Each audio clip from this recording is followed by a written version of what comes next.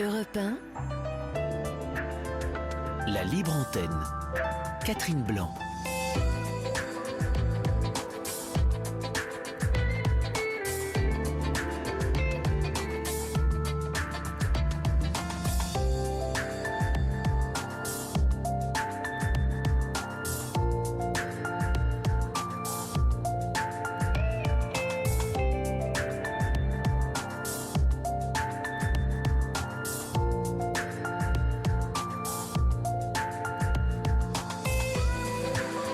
Bonsoir, ravi de vous retrouver sur cette libre antenne d'Europe 1.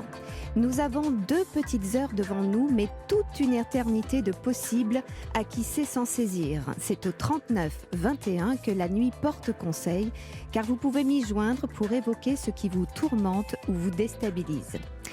Louise Krutener écrivait « La nuit, l'inconscient se venge ». À moins qu'il ne tente tout simplement de se débrouiller de ce que le jour provoque ou suppose d'enjeux incontournables pour tenter un équilibre même précaire, même douloureux. Mais heureusement, il nous appartient la liberté d'éclairer ce qui est à l'œuvre dans nos peines et nos désordres, de sorte que nous puissions nous munir de balanciers pour avancer plus paisiblement sur le fil, funambules que nous sommes tout à notre humanité. Eh bien, pour un peu de lumière, cette libre antenne vous propose son 39-21 où je vous attends. Mais si vous préférez être une petite luciole à mes côtés, cette nuit, je vous invite à faire l'envoi de SMS au 7 39 21, suivi du mot nuit en lettres capitales et de votre message. Frédéric Dervin ce soir est encore aux manettes de cette émission et au standard, Fanny et Kelvin vous attendent au 39 21. Le premier qui appelle est le premier qui passe à l'antenne, alors appelez vite. Je suis là, je vous attends. La libre antenne, c'est maintenant. Venez vous confier à Catherine Blanc sur Europe 1. Et nous recevons Michel. Bonsoir Michel. Bonsoir Catherine, je vous remercie de m'accorder l'antenne pour m'exprimer. Mais je vous en prie, elle est là pour cela. Oui, je voulais faire réponse à une auditrice qui a appelé il y a 2 ou 3 jours et qui avait très peur de la vaccination parce qu'elle avait une maladie que je ne connais pas. Donc je voulais lui dire que beaucoup de personnes avaient peur. Et moi en premier, parce que j'ai perdu mon mari le 30 juin suite à la 2e injection de Pfizer. Il a été vacciné le jour de l'Ascension et le lendemain matin, il a été subitement pris de vomissements. Ces vomissements se sont reproduits dans la soirée. Le samedi, il n'était pas tellement bien, mais n'a pas vomi. Le dimanche, il était complètement fiévreux, mal. Il s'est couché, on lui a pris sa température. Il avait 38, presque 39. Mm-hmm.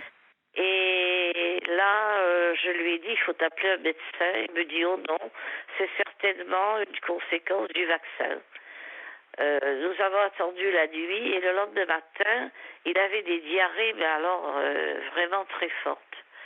C'est alors que j'ai appelé le 15 et que l'on m'a envoyé un médecin de SOS qui m'a dit « Madame, vous avez beaucoup attendu parce que le cœur se fatigue. » Je ne comprenais pas très bien ce qu'il voulait dire parce que entre des vomissements et de la diarrhée, je ne voyais pas le rapport.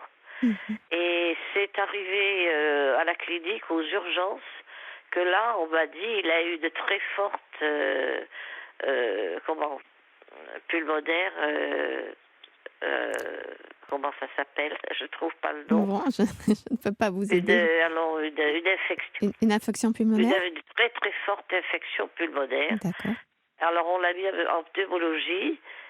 Puis comme il supportait très mal les masques et qu'il avait tendance à les enlever, on l'a mis dans une petite unité de soins où, si vous voulez, il était en surveillance permanente. Là, il est resté quelques jours et il a failli déjà partir parce que 2 antibiotiques ont été essayés, lesquels n'ont donné aucun résultat. Mon fils, qui est à 800 km, est venu.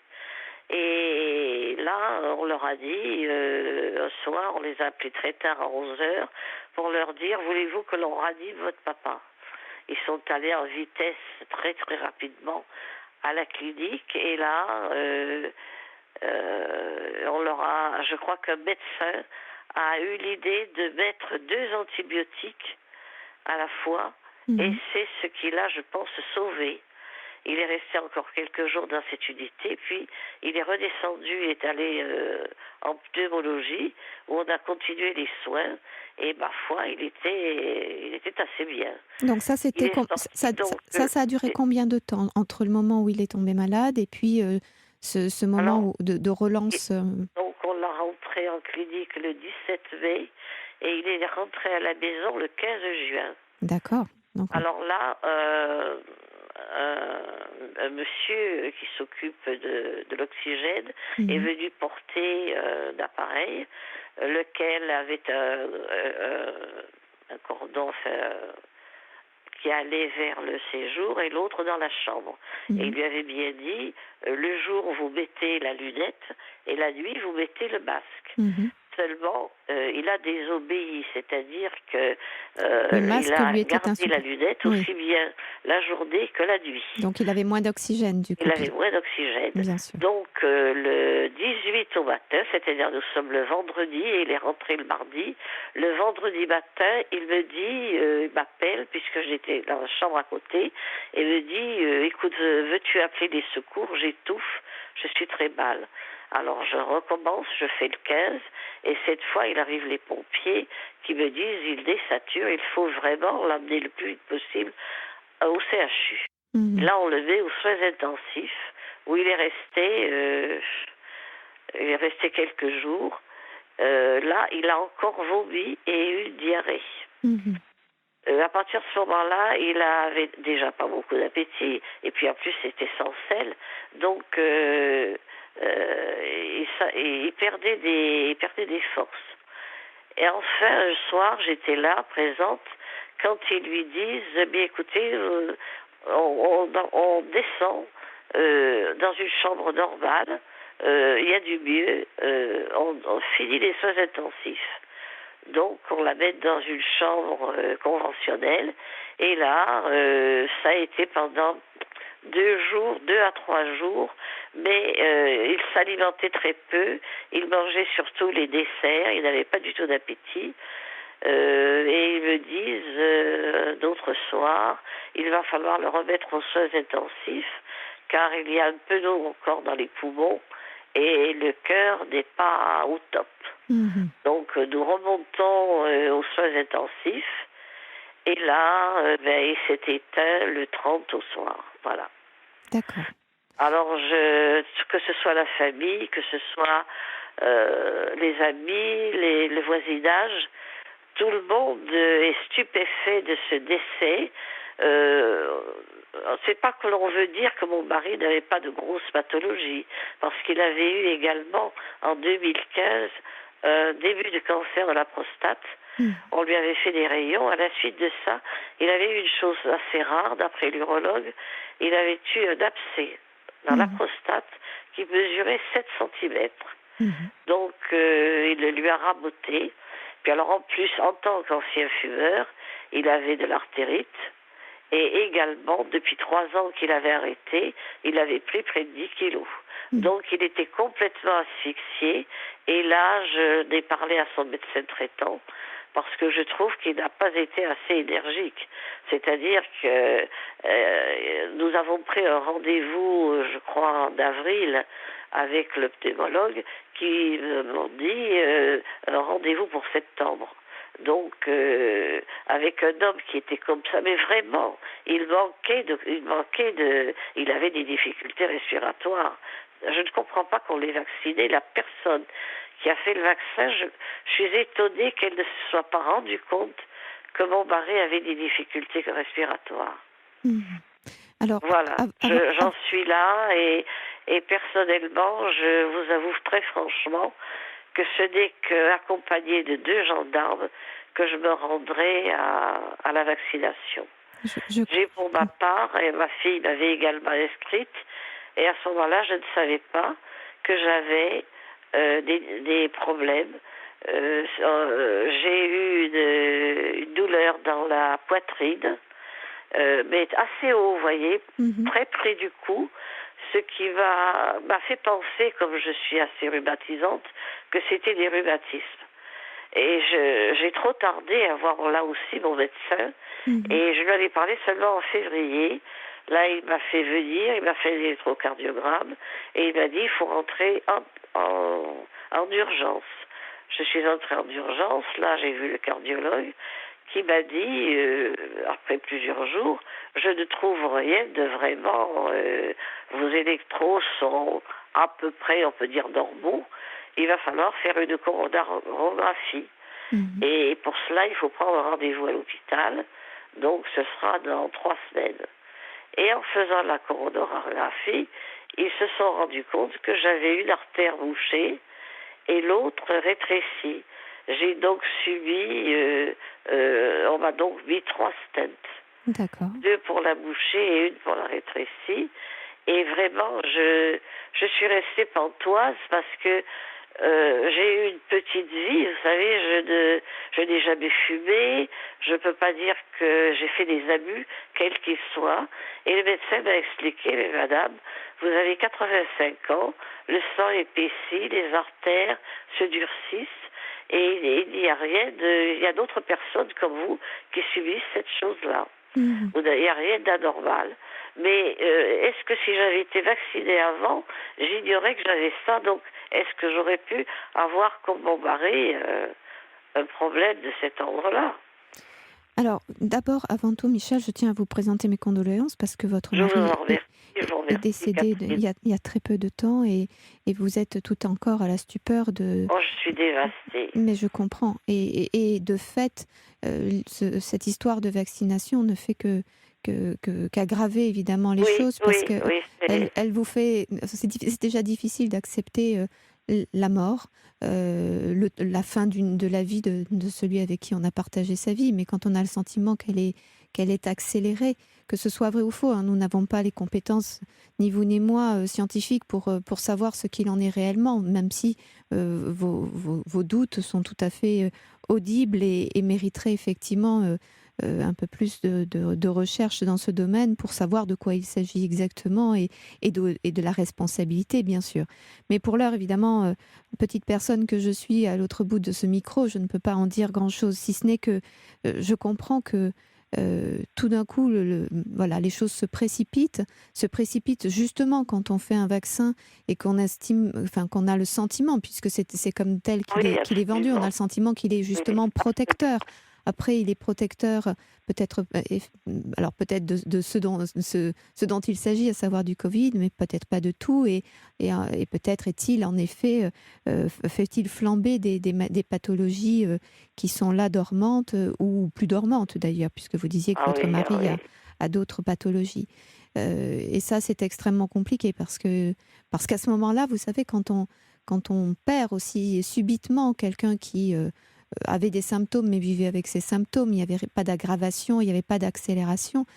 Tout d'un coup, évidemment, la responsabilité pointée est une responsabilité qui met en colère et il ne faudrait pas que ça vous fasse faire des vieux os vous-même et que ça vous rende malade. Et donc, tout ça est assez difficile.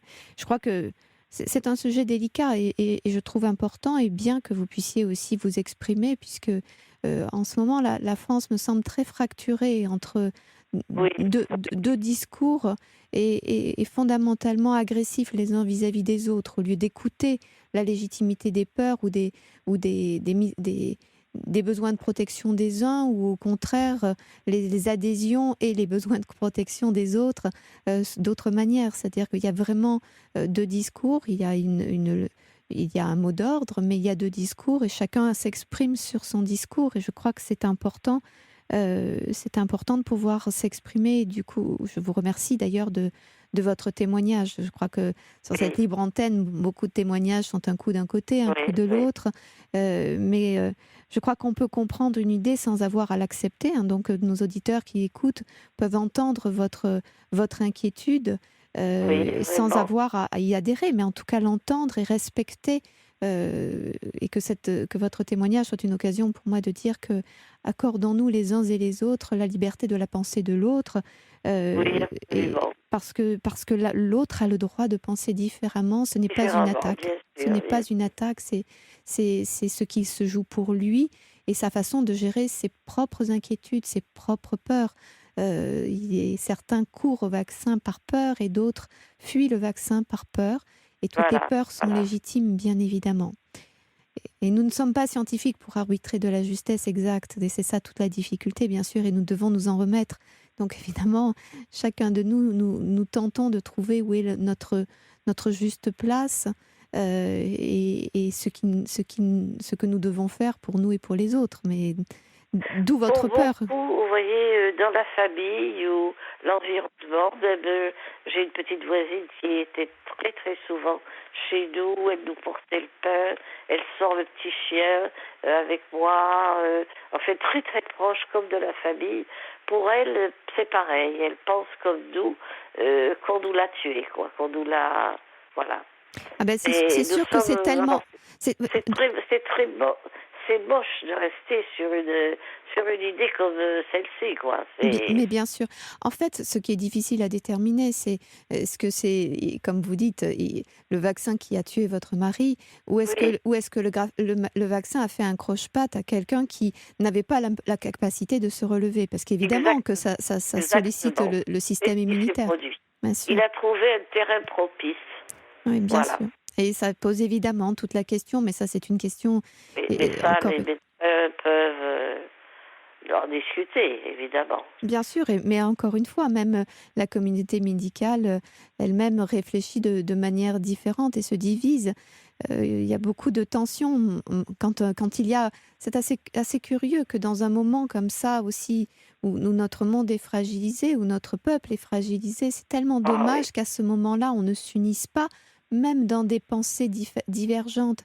S'unir, c'est pas nécessairement adhérer, c'est pas une voie unique, oui, c'est réfléchir, s'enrichir les uns et les autres, ne pas chercher à avoir raison, chercher à trouver les solutions et les solutions adaptées à tous. Or, le problème, c'est qu'il n'y a aucune solution bonne pour tout le monde, puisque nous n'avons pas tous la même histoire, nous n'avons pas vivant. tous la même anxiété, Bien nous n'avons sûr, pas oui, tous le oui, même oui, corps, oui. la même génétique.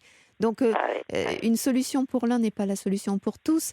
oui, oui. C'est pour ça que même quand on fait des études sur un médicament, le médicament n'agit pas sur tout le monde. Voilà, Il est en échec sur certains.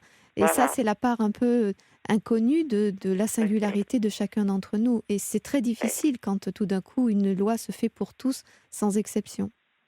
oui, c'est certain. Et donc vous avez aujourd'hui comment d'abord, outre, vous avez beaucoup à Eh faire bien, avec ce demain, deuil. je dois voir le cardiologue, justement, Oui. et je vais lui demander, en raison de ce que j'ai eu, s'il faut me vacciner ou pas. Et Voilà, je vais demander. En plus, là, je ne vous cache pas que je suis dépressive. mais je comprends bien. Donc, compte tenu de ces deux choses-là, est-ce qu'il faut me vacciner ou pas? Je ne voudrais pas faire comme mon mari, bien sûr. Bien sûr. Et surtout que les choses sont toujours difficiles. Comme vous le disiez, vous avez déjà une fragilité, une pathologie, vous venez d'être opéré, votre corps a Ah oui, déjà subi beaucoup de choses, parce que c'est pas anodin, c'est pas une piqûre de moustique, un vaccin. Pour autant, ça ne veut pas dire que il fait des ravages, mais tout dépend de la compétence que nous avons en termes d'énergie. oui. Est-ce que c'est le bon moment pour vous? Est-ce qu'il ne faut pas attendre un peu? Voilà, il va me Est-ce qu'il dire faut pas certainement. avoir un meilleur moral pour pas ensemencer même psychiquement l'idée d'une impossibilité, l'idée d'une dangerosité? Parce qu'on... Ah, j'ai très peur. Je fais comme la personne d'il y a quelques jours, là. Oui, je J'ai comprends. très peur, évidemment. Bien sûr, je comprends et c'est tellement légitime, c'est tellement légitime. Ah, bah, bien sûr, bien sûr. Et Et on ne sait comment faire parce que avoir le Covid, vous ne vous en sentez pas non plus. bien, certains s'en sortent. On ne meurt pas automatiquement, Non, mais non, mais effectivement, là à encore, mon âge, voilà.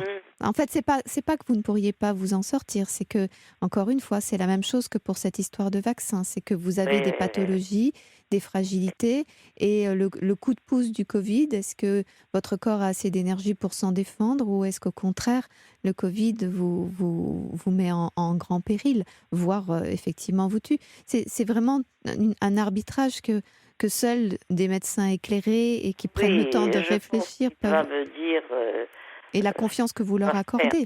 Je crois que Oui, ce oui, qui est oui. important, c'est de... Oui, il va me dire ce que je dois faire. Voilà, c'est pas seulement ce qu'un médecin vous dit, c'est un médecin en qui vous avez confiance. Et ça, c'est important. Oui, oui, j'ai confiance en lui, oui. Bon. Je pense que oui.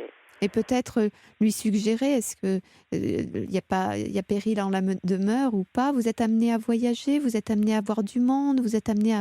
Non, c'est ce que je voulais vous dire également, parce que nous sortions très peu. Nous sommes en réalité nous étions des confinés. Nous sortions, vous savez, uniquement, enfin presque uniquement pour les courses, quoi. Mhm. Aller au centre commercial, à la charcuterie, et puis c'était à peu près tout. Mhm. Vous voyez, nous sortions très peu, et avec nos masques, nous étions quand même bien confinés. D'accord, et vous avez l'intention de le rester encore là? Vous êtes Oui, encore oui, convalescente là? absolument. Ah oui, oui, oui. Surtout avec ce qui a l'air de De se se profiler. préparer, là. Oui. Et, Ah oui, ah oui, ah oui. ah, Là, je vais être confinée. Ma fille, qui n'est pas loin d'ici, me portera ce qu'il faut. Mais je sortirai très peu, si ce n'est le petit chien avec lequel je fais un petit tour tous les soirs. bien sûr, ce qui est d'ailleurs très bien aussi pour votre santé, vous avez besoin de vous oxygéner, Ah c'est oui, important il de faut. prendre l'air, Et elle surtout marche un pour cet peu. état dépressif dans lequel vous êtes actuellement. Parce que là, on cumule un peu les difficultés. Il y a d'abord le chagrin de la perte de votre Ah, mari, c'est énorme, énorme. mais bien sûr, vous C'est avez... un chagrin immense, Et immense. d'ailleurs, vous voyez bien que c'est votre cœur, enfin en tout cas vos artères qui tout d'un coup se sont serrées. Vous savez que souvent on dit, quand on a des chagrins comme ça, comme si le cœur était oppressé. Et vous voyez que vous avez eu des symptômes qui en ont témoigné d'une certaine manière par ce resserrement de ces artères sur lesquelles il a fallu mettre des stents pour justement vous permettre de retrouver votre élan, l'élan de ce moteur qui est votre Oui, cœur. Hein. Donc c'est votre cœur qui a été atteint au décès de votre oui. mari. Et, Il a et, et, saigné, mon cœur, j'ai mais oui, l'impression. Oui. oui, vous voyez, c'est symboliquement, Vraiment, c'est mon symbolique. chagrin est très, très, il est immense. Mais Voilà. je comprends, Michel. Bon, Et nous avions 50 ans de mariage oui, et nous nous entendions bien, quoi. mais bien sûr. Voilà. Et on Et même aurait aimé quand on faire se... un petit bout de chemin encore. Mais bien sûr, et c'était tout à fait légitime. Et même quand on Et se oui. chamaille, on n'est pas prêt à se quitter. Et surtout C'est pas... très, très difficile, très dur, très difficile. Vous arrivez un peu à projeter votre vie sans lui. Là, il y a Non, l'immédiateté du pas du Covid tout, et de... pas du tout, pas du tout. Je pense que c'est de ce qui peut-être me rapprocher de mon fils qui est à 800 kilomètres et qui est dans le Midi. D'accord. Et vous voyez, j'ai beaucoup aimé c'est une région où j'ai vécu 30 ans. Mhm. J'ai eu beaucoup de bonheur parce que j'ai rencontré mon mari et j'ai eu mes enfants également là-bas. Mhm. Donc c'était du bonheur pour moi, cette région. Et vous êtes prête Et je à crois changer que de... j'irai retrouver mon garçon là-bas. Et alors, mais est-ce que vous avez des amis ou vous n'avez que votre fils là-bas? Oh non, il y a beaucoup d'amis. Il D'accord. y a beaucoup d'amis parce que mon mari, il travaillait. Il avait un bureau d'études dans la construction. Mhm. Donc, il nous reste, j'ai prévenu pas mal de personnes déjà. Nous avons encore beaucoup de personnes qui sont, j'en ai appelé encore une ce soir, là, qui étaient navrées, mais qui n'arrivaient pas à croire que c'était possible. Mhm. Ah Eh oui, oui. je comprends. Donc en fait, aujourd'hui, évidemment, comme vous ne pourrez très certainement pas démêler le vrai du faux de cette histoire, les conséquences, mais vous aurez toujours cette suspicion et cette inquiétude. Or, il faut que cette inquiétude, au moins pour vous, s'apaise, pour que vous puissiez d'abord dire au revoir paisiblement à votre mari qui, selon vos croyances, selon votre sensibilité, vous accompagne encore aujourd'hui ou pas, selon comment vous l'entendez. Mais Elle me l'a dit, je m'excuse. Mon mari lui-même dit, parce qu'il a tout le temps été conscient. oui, Et il me disait, le produit en question, là, a trouvé un terrain propice d'accord. avec des poumons. Hmm. Donc, Mais il le disait lui-même. d'accord. Oui, donc voilà, lui, il il s'est rendu compte de ce qui était en train de se jouer en Ah oui, lui. En tout oui, cas, oui, c'est oui, comme oui. ça qu'il a voulu l'entendre.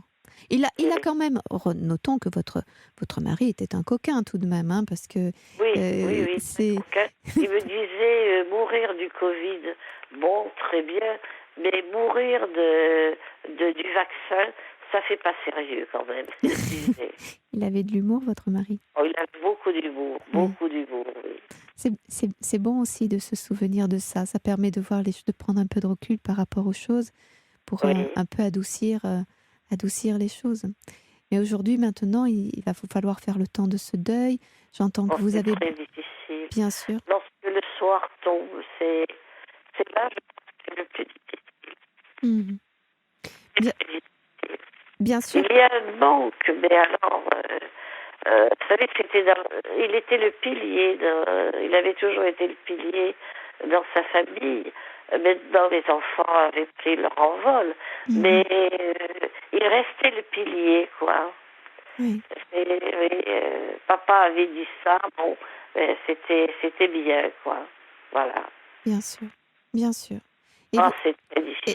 et Très vous, et vous, vous étiez très dépendante de lui, je veux dire, dans votre vie de tous les jours, ou est-ce que vous Pas avez... tellement parce que j'avais passé mon permis de conduire et D'accord. il n'avait jamais conduit.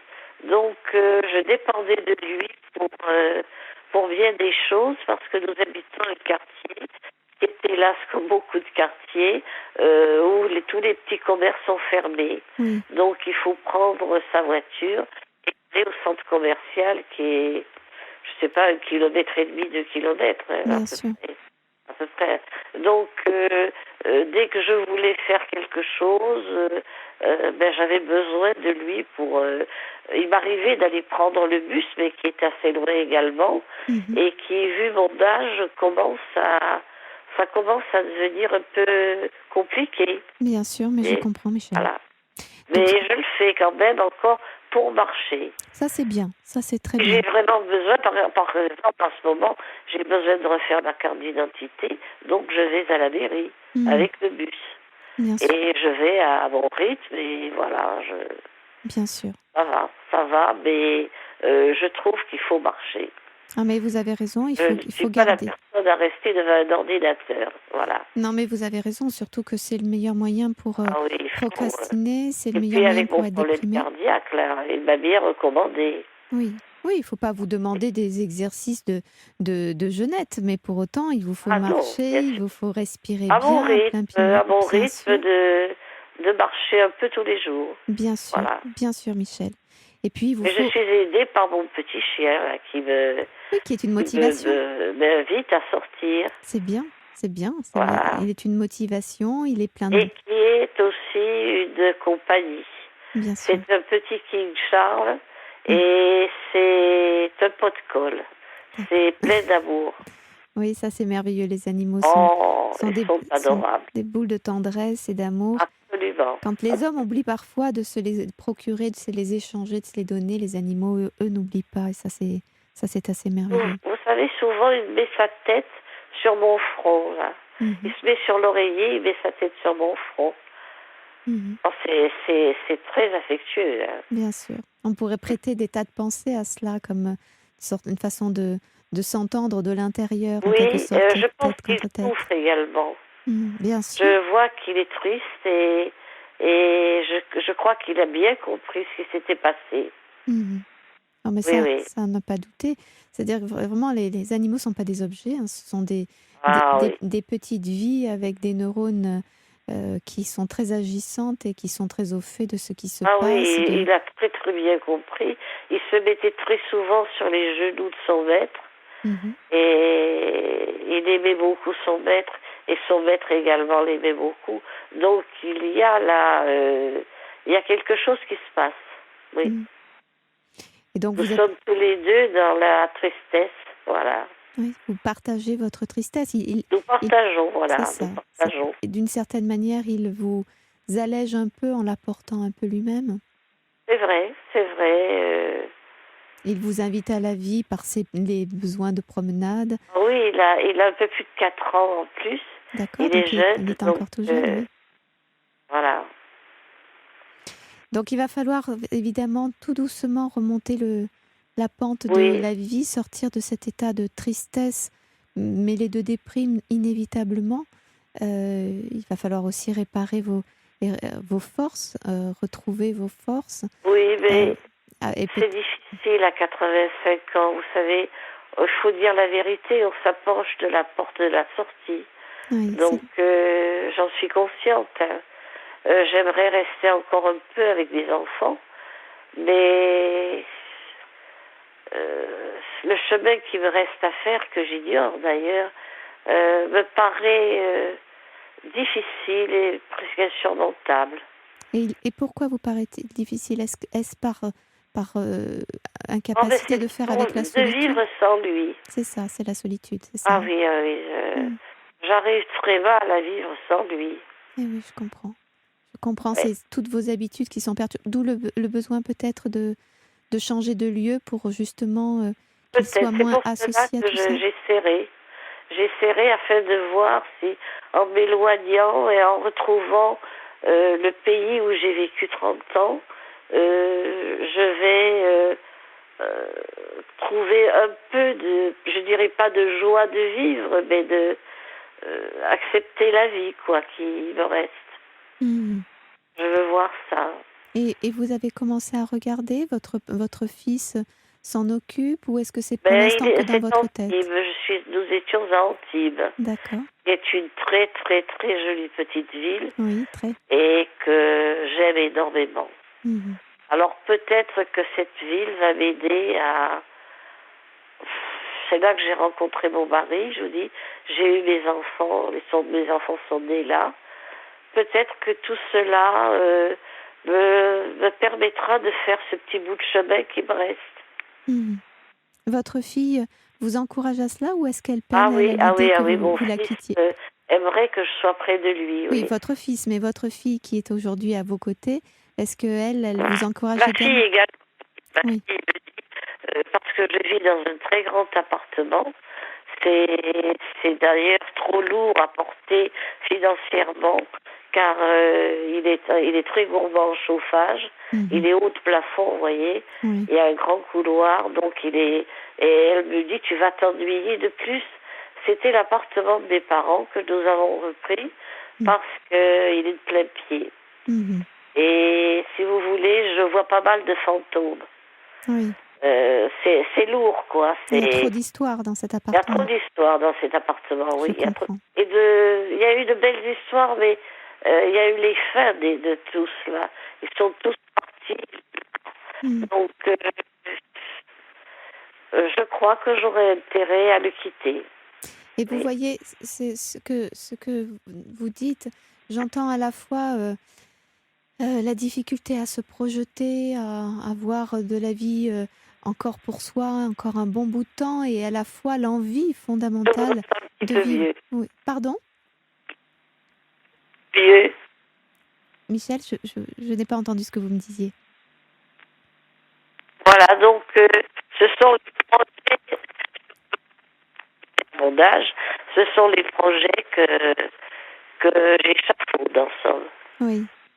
Mais Pour faire, je vous dis, le petit chemin qui me reste à mais oui, faire. mais si petit soit le chemin, on ne sait pas quelle d'ailleurs la dimension, mais quand bien même il serait petit, c'est un chemin qu'il est bon de vivre, comme vous disiez tout à l'heure.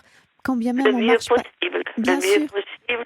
Je voudrais surtout pour mes enfants ne pas être triste, ne pas être modeste Oui, et rester à peu près en bonne santé, quoi, bien pour sûr. ne pas être une charge, comme tout le monde, je pense. Bien sûr, mais bien sûr, et puis c'est désobligeant pour soi, c'est se voir dans la difficulté, dans la dépendance, dans la souffrance, se montrer ainsi, ce n'est pas très valorisant, c'est pas laisser les meilleures traces de soi. Et puis, ce que je trouve très joli dans ce que vous dites, Michel, c'est qu'il y a de toute façon en vous beaucoup, il y a quand même une appétence à la vie formidable.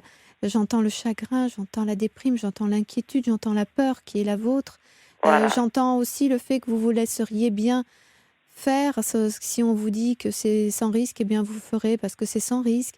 et à la fois, il y a quelque chose chez vous de très combatif, où vous dites je n'irai pas si ce n'est entre deux gendarmes, et je vais aller dans le sud, parce que c'est là que c'était ma vie d'il y a oui, 30 j'ai ans. été heureuse, quoi. Bien sûr, donc il y a la belle partie de la vie, quoi. Absolument, donc il y a en vous cette nécessité de vivre des jolies choses, et ça c'est formidable.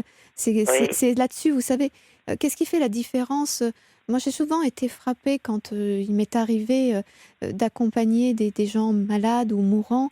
J'ai toujours été frappée ou du mauvais caractère, ou du tempérament affirmé des gens même très très très très malades. Et tant qu'ils étaient comme ça, d'une certaine manière, ils témoignaient de leur combat pour la vie. Que ce soit pas toujours très gentiment ou très joyeusement, mais du combat pour la vie. Et pour certains, tout d'un coup, ils lâchaient prise. Et ils se laissaient aller, ils se laissaient flotter. Et d'une certaine manière, ils renonçaient à la vie. Et je crois que c'est important, ce temps de vie, il est le vôtre. Personne ne doit vous le souffler, et vous ne devez pas y renoncer, parce qu'il y a manifestement en vous justement cette joie envers et contre tout. Il y a beaucoup de tristesse, il y a beaucoup de désolation, il y a beaucoup de colère, il y a beaucoup de peur, mais il y a une envie de vivre, Michel, et dont vous avez témoigné ce soir, y compris en faisant ce témoignage pour tous ceux qui étaient en doute et qui, du coup, écoutant votre message et votre inquiétude, eh bien, vont s'interroger pour leur propre liberté. Bien sûr, bien sûr. Je vais retourner, si je peux y aller, je veux retourner à l'endroit même où j'ai rencontré mon époux il y a 55 ans. Eh bien, je vous invite, Michel, à y retourner et à lui dire bonjour de notre part, parce que peut-être vous attend-il quelque part dans vos pensées quand vous y serez. Il vous suivra. Ça me fera beaucoup de bien. Absolument. Eh bien, je crois que revivrai cet instant. Eh bien, c'est ça, avec joie et avec peut-être larmes, vraiment, mais avec. Ça a été une soirée que je n'oublierai jamais, et ça me fera plaisir de la revivre des années après. Eh bien, je vous le souhaite. Je vous souhaite une très bonne soirée, et encore une fois, je vous remercie. Je vous envoie tout mon courage. Beaucoup, je vous souhaite bon courage. Je vous remercie et je vous souhaite une très bonne soirée également. À vous aussi, Michel. Prenez grand soin de vous. Au revoir. Au revoir. Et nous nous retrouvons sur cette libre antenne. Je vous rappelle le numéro 3921 si vous voulez me contacter pour pouvoir échanger avec moi sur tous les sujets qui vous préoccupent ou qui vous mettent en joie. Parce qu'il n'y a pas que les chagrins que nous pouvons évoquer, bien évidemment. De même, vous pouvez faire vos témoignages pour permettre aux uns et aux autres qui n'osent s'exprimer, eh bien, de faire écho à leurs propres réflexions et nourrir leurs réflexions ainsi. Vous pouvez aussi envoyer des SMS. Vous êtes un peu discret sur les SMS ce soir. Je vous rappelle que c'est le 7 39 21, suivi du mot nuit en capitale et de votre message. Si vous voulez réagir à ce qui est dit à l'antenne, ou si vous voulez nous passer le moindre message, même en décalé avec ce qui est dit à l'antenne. Voilà, nous recevons à présent Marie. Bonsoir Marie. Oui, bonsoir. Bonsoir. Vous allez bien? Oui, je vous remercie. Et vous, Marie? Ça va, ça va. Alors racontez-moi, de quoi parlons-nous? Dites-moi. Alors, moi, je vous appelle parce qu'en fait, je rencontre certains problèmes vis-à-vis de ce sujet-là. En fait, je vous explique. Avant de parler de la sexualité, je ne savais pas ce que c'était. Je ne savais même pas que ça existait. Et je pense que je ne dis pas que c'est pas du tout une maladie. J'ai vu que c'était une orientation du coup sexuelle. Et je voulais savoir, du coup, comment est-ce qu'on pouvait savoir si on l'était, en fait? Alors, je ne comprends pas bien, Marie. En fait, vous voulez savoir quoi? Vous parlez d'orientation sexuelle. Vous avez le sentiment, vous pensiez que c'était une maladie de ne pas être orienté de façon hétérosexuelle, c'est ça? Vous êtes homosexuel, vous? Non, non, du tout. En gros, je vous explique. Voilà. Moi, expliquez-moi, j'ai un copain. Oui, vous avez J'ai un copain, il n'y a pas de souci. C'est juste que, voilà, je n'ai jamais ressenti quelque attirance sexuelle que ce soit. Je n'ai jamais, D'accord. Envers quelqu'un, en tout cas. C'est très rare. C'est très, très, très, très rare. Y compris pour votre copain? Non, mon copain, lui, il a une attirance pour les vidéos tout à fait normale, etc. D'accord. Et vous avez une attirance pour lui? Moi, j'ai une attirance romantique, c'est-à-dire que C'est ça, voilà, c'est très bien. C'est ce qui me plaît, etc. Je suis amoureuse de lui. Oui. Mais du côté, du coup, de la sexualité, c'est totalement différent. C'est déséquilibré déjà de 1. Mais je sens que c'est moi qui ai très, très, très, très peu de libido. D'accord, très bien. Vous avez quel âge? Moi, j'ai 21 ans. Vous avez 21 ans, d'accord. Et ça, c'est quelque chose qui n'est pas nouveau, qui n'est pas qu'avec votre copain, c'est quelque chose de toujours. Vous n'avez jamais eu le sentiment d'être animé de libido, animé de désir sexuel.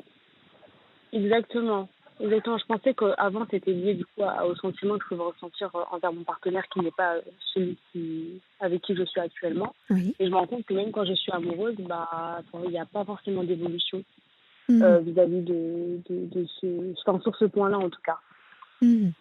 Donc, je voulais savoir du coup, est-ce qu'on peut poser un diagnostic sur les personnes qui sont asexuelles? Comment est-ce qu'on peut savoir si on est asexuel? Parce que du coup, c'est ce que je soupçonne en quelque sorte. Alors, c'est une question très intéressante et je vous remercie, Marie, d'en parler parce que souvent les gens ont beaucoup de frilosité à oser parler de sexualité, comme si c'était honteux, parce qu'on a tendance à lire un peu à droite et à gauche que tout le monde s'en sort très bien, que c'est facile pour tout le monde, et à tel point que du coup, il faut que naissent des courants qui se disent nous, on n'est pas de ce genre-là, ou on n'est pas de ce rythme-là, et donc on est peut-être asexué. On fait des mélanges parce que finalement, on laisse à penser que la sexualité est un élan facile, spontané, naturel. Or, ce qui est naturel, c'est effectivement un élan de reproduction, mais nous ne sommes pas des animaux. La sexualité, c'est beaucoup plus précieux que ça, beaucoup plus riche et donc beaucoup plus torturé, puisque ça veut dire qu'on va vers l'autre, au-delà de la notion sexuelle, on va vers l'autre pour plein de projets, dont celui de la sexualité potentiellement, mais dans votre cas, pour tous les autres projets, sauf celui de la sexualité. Et évidemment que comme notre société laisse à penser que tout le monde a envie de faire l'amour tout le temps, vous vous sentez complètement décalé par rapport à cela, et vous vous raccrochez à un mot, un nom qui court dans les magazines, et très justement, c'est-à-dire moi je ne suis donc pas sexuelle, je suis asexuelle, je n'ai pas de sexualité. Alors essayons de remonter un petit peu les choses, parce que d'abord, quand vous disiez de dire un diagnostic qui serait donc le vôtre, qui permettrait de mettre une étiquette, moi j'ai tendance à ne pas vouloir mettre d'étiquette parce que ce serait vous enfermer. C'est plutôt essayer de comprendre ce qui est à l'origine de ce qui se passe pour vous, et on va essayer d'avancer un petit peu ensemble là-dessus, ce qui permettra d'éclairer un certain nombre d'autres personnes dans la même situation que vous, et qui souvent souffrent parce que ils ont l'impression de ne pas arriver à rejoindre l'autre à un rendez-vous que tout le monde dit extraordinaire, alors que aucun élan en eux ne vont dans cette direction-là. Alors, d'abord, il faut dire une chose, Marie, vous êtes toute jeune, vous avez 21 ans. Des gens de 21 ans, vous avez tout le temps de vous construire, d'où l'importance de ne pas mettre des étiquettes collées à la superglue. Mais pour autant, il y a des gens de 21 ans qui sont excités comme des puces, sans même prendre le temps de se rencontrer, de s'aimer, mais qui veulent faire l'expérience de la sexualité pour la sexualité. Et puis d'autres, bien avant d'ailleurs, dès leur puberté, sont sont dans les starting blocks pour se dire vivement quand je serai grand pour pouvoir le vivre. Donc effectivement, il y a des rythmes différents selon les individus. Mais ce qui fait notre sexualité, ce sont deux choses. D'une part, un élan physiologique, donc ça pose la question de notre organisation hormonale, alors quand je dis hormonale, c'est pas que génitale, c'est aussi toutes les hormones qui gèrent notre pulsion de vie, notre joie à la vie, notre sentiment d'être, notre confiance en nous. Toutes ces hormones cumulées participent de notre désir sexuel. Donc elles peuvent être en difficulté au niveau de votre cycle, par exemple. Vous pouvez avoir un cycle qui est perturbé ou pas. Est-ce que, par exemple, ça, tout fonctionne bien depuis longtemps, ou est-ce que vous subissez des hauts, des bas, des absences? Comment les choses se passent pour vous de ce point de vue-là? Au niveau du cycle hormonal? Oui. Bah, c'est vrai que ouais, c'est un peu compliqué. C'est déséquilibré, ouais, c'est pas équilibré, quoi. D'accord, C'est c'est-à-dire vrai qu'il y a des, que c'est il y a assez des, compliqué. il y a des moments où ça marche et des moments où ça marche pas, ça disparaît, ça C'est revient, ça, c'est ça. D'accord, exactement. Ouais. d'accord. Donc déjà, là, avant de faire de la psychologie qui serait de la psychologie de kiosque, il faut d'abord voir la réalité du corps, les compétences qu'a le corps pour pouvoir s'exprimer dans la sexualité. Parce que contrairement à nos autres pulsions, à savoir la pulsion de respirer, déféquer, uriner, l'urgence de manger, eh bien tout ça c'est vital, donc le corps se met en branle immédiatement pour pouvoir subvenir à sa survie. La sexualité n'est pas vitale, si ce n'est du point de vue de l'espèce, pour se reproduire. Mais sinon, on peut vivre toute une vie tout à fait confortablement, sans risquer quoi que ce soit et aucune maladie, sans jamais faire l'amour. On vivra et on mourra comme tout un chacun, mais nous ne laisserons pas nos gènes derrière nous. Donc, ce n'est pas une obligation de faire l'amour, quoi que puisse en dire notre société qui le met très très en avant. Donc, pour ce faire, dans la mesure où votre corps est pour X raisons qui seraient à définir, évidemment, là auprès d'un médecin, d'un gynécologue, par exemple, dans la mesure où votre corps est déséquilibré, connaît des déséquilibres, votre corps essaie de se dépatouiller comme il le peut, et évidemment, il n'a pas nécessairement l'énergie pour mettre en place ce qu'il lui faudrait pour que sa sexualité tourne confortablement ou s'exprime confortablement. Donc, il me semble que la première des choses, avant de vous mettre une étiquette sur le front, ce serait déjà de mettre votre corps en paix, en équilibre, pour que vos règles viennent comme elles doivent venir, ni en douleur, parce que là aussi, c'est pas normal d'avoir des règles douloureuses, ni qu'elles ne viennent pas, parce que c'est plutôt confortable de ne pas les avoir, parce qu'on se dit, voilà, je ne suis pas embêtée, sauf que c'est un cycle qui ne se fait pas, un cycle qui s'éteint, qui se rallume, qui s'éteint, qui est pas très, très fixe et qui raconte un déséquilibre corporel. Donc, il me semble important de faire déjà un petit check de ce côté-là, quel qu'en soit le résultat, pas pour obtenir la sexualité, mais pour être dans votre équilibre personnel. Jusque-là, vous me suivez ? Oui. Est-ce que, voilà, parce que là encore, est-ce qu'au niveau alimentaire, vous êtes quelqu'un qui vous mangez peu, est-ce que, comment vous êtes, je ne sais pas, dites-moi un petit peu, c'est parce que je ne vous vois pas, donc je ne vous vois pas physiquement. Ouais. En fait, ça varie franchement, ça varie en fonction de ma période de règles, en fait. Pendant mes règles, je mange énormément. Oui. Mais les 3 autres semaines, ça va être assez peu et ça va pas être équilibré. Je prends pas 3 repas par jour, quoi. C'est vraiment, je mange quand j'en ai envie. Je fais 1m60 pour 50 kilos. D'accord. Du coup, mon IMC est dans la normale. Voilà. Donc, ce que je voulais savoir, c'est parce que là aussi, vous comprenez que pour qu'un corps fonctionne bien, il faut pouvoir manger. Alors, il y a ceux qui mangent trop et il y a ceux qui ne mangent pas assez. Et quand c'est de pas assez, bon, vous n'êtes pas dans le cadre de quelqu'un qui serait anorexique, mais vous voyez bien que il y a des moments où vous mangez. Certes, comme vous voulez, vous avez raison, on n'est pas obligé de manger tous les repas pour tous les repas, mais il est important d'avoir des protéines, d'avoir tout ça qui permet, des protéines, des vitamines, qui permettent au corps de pouvoir fonctionner correctement et pour que votre équilibre physiologique puisse se mettre en paix, pour que votre corps, parce que sinon le corps, évidemment, il s'économise, il ne s'épuise pas à créer des ovocytes. Il a tendance, s'il manque de certaines choses capitales pour lui, il a tendance à mettre en veille certains fonctionnements, dont votre fonctionnement hormonal notamment. Donc ça, c'est quelque chose sur lequel il vous faudrait être vigilante, faire un petit bilan chez votre gynéco, faire un petit bilan peut-être un peu plus général chez un généraliste, ou pour voir un peu comment vous fonctionnez. Regardez aussi, et ne pas oublier de regarder ce que vous consommez, parce que ce que vous mangez a une incidence directe sur votre état d'être, aussi bien en termes moraux qu'en termes physiologiques. D'accord ? D'accord, ok. Alors maintenant, pour revenir sur, ce qui est de la partie psychologique.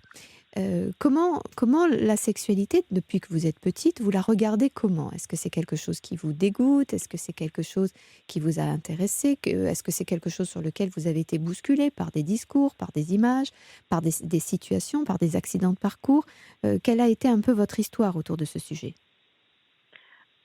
Bah, en fait, moi, jusqu'à l'âge de 18 ans, je me suis jamais posé de questions, que ce soit sur la sexualité ou la sexualité en général, en fait. C'était pas un sujet, ça n'a jamais été un sujet qui m'intéressait. Oui. Ça m'a jamais vraiment intéressé, donc j'avais pas d'avis, du coup, ni sur la sexualité, ni sur la sexualité, du coup. Mhm. Et euh, à partir du moment, oui, où j'ai eu un copain, ça m'a posé énormément de problèmes parce que j'avais l'impression, entre guillemets, de pas être normale, Parce de que pas être lui a comme une les attente. autres. Parce que lui a une attente à laquelle vous n'arrivez pas à Déjà, répondre. donc une attente enfin, on va dire que là actuellement, ce que je ressens actuellement, c'est vraiment oui quelque chose que je ne peux pas donner, Mm. quelque chose qu'on attend de moi que je ne peux pas donner. Donc c'est plus de la frustration, plus qu'un jugement que je vais porter, par exemple, vis-à-vis des autres, Bien enfin sûr, de la je société comprends. en général. Mais c'est vraiment au sein de mon couple. Donc je sens que mon copain a des attentes que je ne peux pas lui apporter. Mhm. Et c'est plus ça qui me pose problème. Et oui, j'ai l'impression entre guillemets, de ne pas être normale. J'arrive pas à comprendre pourquoi est-ce que c'est pas aussi facile que les autres, quoi. Bien sûr, je comprends très bien ça parce que, évidemment, alors d'abord, est-ce que c'est votre premier petit ami ou vous en avez eu d'autres et que c'est le même scénario qui s'est joué? Ou vous n'en avez pas eu puisque Al- vous n'aviez pas de désir et du coup, vous n'avez pas créé de lien? Alors, j'ai eu un premier petit copain, mais j'avais pas de sentiments, donc je me suis jamais vraiment posé de questions. Mais oui, c'est vrai qu'à ce moment-là, je n'avais aucune attirance, mais Mmh. je mettais ça du coup sur le coup de mon manque de sentiments. Mmh. Mais maintenant, je suis dans une relation où je suis totalement épanouie, où je ressens des sentiments amoureux pour cette personne. Mmh. Et, bah, c'est toujours le même problème. Et lui, il parle de sexualité? Bien sûr, ouais, bien sûr, on en parle, mais du coup là, bah, depuis que je me suis rendu compte que, enfin, je trouvais toujours des excuses en fait à mon manque de libido. Je trouvais toujours des excuses, c'est-à-dire Mmh. que un coup j'étais fatiguée, un coup c'est parce que je prenais la pilule, un coup c'est parce que c'était religieux, un autre coup, enfin voilà, mais je sentais bien qu'en fait au fond de moi, il y avait vraiment, enfin, Oui, c'est pas que il je y a un ne starter voulais pas, il y a un je pouvais starter qui pas, ne se c'est fait ça. pas, en fait. C'est ça, exact.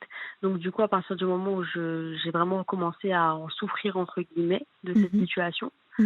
de pas me sentir à la hauteur, etc., bah, mon copain et moi, on a décidé de faire, entre guillemets, ouais, un vœu d'abstinence, D'accord. jusqu'à qu'on puisse expliquer déjà pourquoi est-ce que... Enfin, d'expliquer et de trouver aussi des solutions, même pas pour moi me donner plus de libido, mais simplement pour essayer de trouver un équilibre entre lui et moi. Bien sûr, Donc, pour que vous ne vous sentiez pas harcelé, lui harceleur, c'est ça. contre son gré. Donc Exactement, ouais. c'est un pacte que vous vous faites pour pouvoir développer toute la relation amoureuse en connaissance de cause. C'est ça, exact. Oui, Et depuis c'est ce très joli. moment-là, je me sens beaucoup mieux. Mmh. Beaucoup mieux parce que, enfin, chaque soir, je me disais, mais un couple normal l'aurait fait et moi, je peux pas le faire. Mmh. Donc, c'était vraiment une pression au quotidien, tous les jours. Bien sûr. Alors que la pression ne venait même pas forcément de lui, hein, ça venait vraiment de moi. Et après, maintenant on a décidé, qu'on s'est mis d'accord, lui et moi, la question ne se pose plus. Donc, moi, je vais beaucoup mieux du coup. D'accord. Et vous êtes ensemble depuis combien de temps? Ça va faire 9 mois. 9 mois, d'accord. Et alors, vous avez une fratrie, des sœurs, des frères, ou vous êtes fille unique? J'ai 2 petits frères. 2 petits frères, d'accord. Donc, eux ne sont pas encore dans cette préoccupation, ils ne sont pas encore en train de créer des Non, relations, des couples, etc. non, pas Non. pour l'instant. J'ai un petit frère de 17 ans, Oui, mais qui n'est pas en relation, qui ne l'a jamais été d'ailleurs. Et j'ai un d'accord. petit frère de 10 ans, donc Donc, votre frère de 17 ans lui-même n'a jamais flirté, enfin, il non. n'a jamais eu une petite copine ou un petit copain d'ailleurs. Ouais, non. Non. Non, tu vois, mais non. D'accord. Alors, dites-moi un petit peu, Marie, dans quel contexte, dans quel contexte avez-vous grandi? Quels parents? Quel discours autour du sujet de la sexualité? Quelle relation de vos parents entre eux? ou de votre relation avec vos parents, quelle tendresse ou pas, enfin comment les choses se sont passées pour vous? Alors, déjà, on parle pas du tout de ça. C'est un Oui. sujet tabou Parce... vis-à-vis, enfin, de la religion. Mhm. C'est un sujet tabou. Après, on m'a jamais mis de pression par rapport à ça. On m'a jamais interdit d'en parler. C'est juste qu'on n'en parlait pas et moi, ça m'a jamais posé de problème. Mes parents, je les ai toujours connus en conflit. Oui. Donc, j'ai pas vu de tendresse entre eux, ni d'amour. Mhm. Mon père et moi, on n'est pas en contact du tout. Oui. C'est-à-dire, j'ai des vagues souvenirs de lui quand j'étais enfant, mais ça s'arrête là. Parce que Je ne me rappelle pas de quelconque relation que j'ai pu avoir avec lui. Pourtant, il est à la maison, vos parents ne sont pas séparés. Non, mes parents ne sont pas encore séparés, oui. Ils sont Mais séparés, mais ils sont pas encore, ouais. ils sont... Mais du coup, moi, je vis plus avec mes parents. D'accord, d'accord. Donc, ouais, moi, j'ai quitté le domicile familial il y a quelques années, ouais. D'accord, donc vous étiez toute jeune, vous aviez quel âge? J'avais 17 ans quand je suis 17 partie. ans, d'accord. Et vous êtes partie parce que c'était les études ou la vie active qui vous a fait partir, ou c'est parce que vous avez fui cette ambiance familiale? Conflit familial, enfin, conflit avec mon père. D'accord. Et c'était soit lui, soit moi, et c'est moi qui suis partie. D'accord. Et ce conflit, il est sur quoi? C'est sur un autoritarisme de sa part? C'est sous fond C'est ça, religieux exact. ou pas du tout? Enfin, il y a la religion là-dedans ou pas du tout? D'accord. Oui, c'était ça, exactement. Et une autorité qui ouais. revendiquait quoi? Enfin, vous avez eu le sentiment de quoi? Parce que...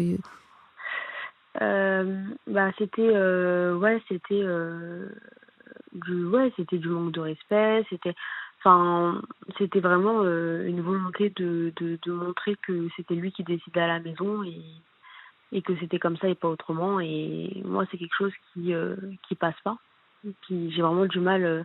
Pour moi, quelqu'un qui réclame du respect doit être respecter respectueux. les autres. Mhm. Et ouais, voilà, respecter les autres, être respectueux, mais inspirer aussi le respect. Et de par ses actions, il ne m'inspirait pas de respect. Donc, c'était vraiment très compliqué. On a le même tempérament, plus les conflits familiaux qu'il y a pu avoir, plus les manques de respect auxquels que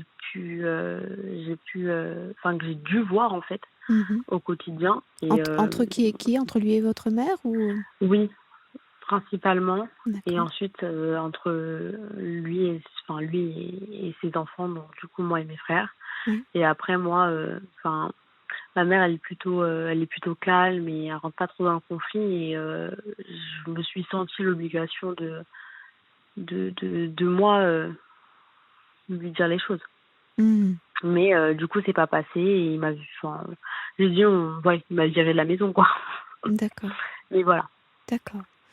Et ça, c'est une histoire qui ne démarre que dans votre adolescence, ou est-ce que c'est quelque chose qui a été vous avez le sentiment toute votre enfance que ce papa a toujours agi avec cet autoritarisme, qui d'ailleurs, vous savez, quand on est trop dans l'autoritarisme, c'est une preuve de faiblesse, hein, c'est que on veut Oui. imposer un pouvoir dont on doute, parce que si on a le pouvoir, quand je dis le pouvoir, c'est pas le pouvoir sur les autres, le pouvoir de Oui. la légitimité de sa position, on n'a pas besoin d'en faire des tonnes. Et d'ailleurs, les enfants entendent et reconnaissent et respectent cette autorité. L'autoritarisme n'est pas une preuve de force, c'est une preuve de faiblesse. Ouais. Donc, cette position-là, c'est une position que vous avez toujours connue de votre père, dont vous avez vu votre maman subir ou souffrir la situation, les conséquences, la situation? Ouais, toujours. Toujours, oui. Depuis que je peux comprendre, depuis que j'ai la capacité de comprendre ce qui se passe autour de moi, ouais. Mhm. J'ai toujours eu ce ressentiment-là. C'est juste que quand j'étais jeune, j'étais trop jeune pour parler. J'avais aussi la peur. Il y avait aussi, fallait être courageuse quand même pour s'opposer à son père, etc. Bien sûr, Et bien quand sûr. j'ai senti que j'avais la force nécessaire de le faire, je l'ai fait. Voilà. Mhm. Et alors, vous êtes né parce que vos parents, ils se sont aimés, j'imagine, ou pas? Ils se sont aimés, ils se sont désirés, ils ont désiré un enfant ou pas? Comment ça s'est passé? Vous êtes né dans quel contexte, vous? Alors, moi, mes parents, non, moi, pas c'est mes parents, c'est un mariage d'amour. Oui. Et c'était une volonté de fonder une famille, etc. Ça s'est plus détérioré au fil des années après notre naissance, du coup. Après la mienne et celle de mes frères. après la dernière naissance ou dès la première naissance? Non, je dirais peut-être dès la première, hein. D'accord. Mais ouais, mais ça faisait ils m'ont eu à 28 ans, ça faisait depuis 16 ans. Enfin, ils avaient fait 16 ans quand ils se sont mis ensemble.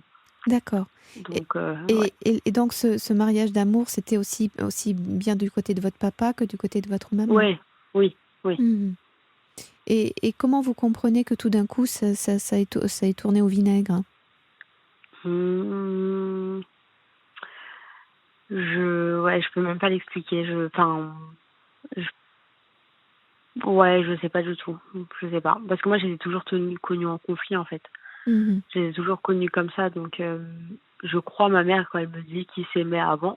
Je la crois totalement. Mais du coup, j'ai jamais vu ces preuves d'amour-là. Je les ai jamais vues. Donc, je sais pas. Mmh. Et comment comprenez-vous que votre maman soit restée avec votre papa? Là, je dirais l'habitude, déjà.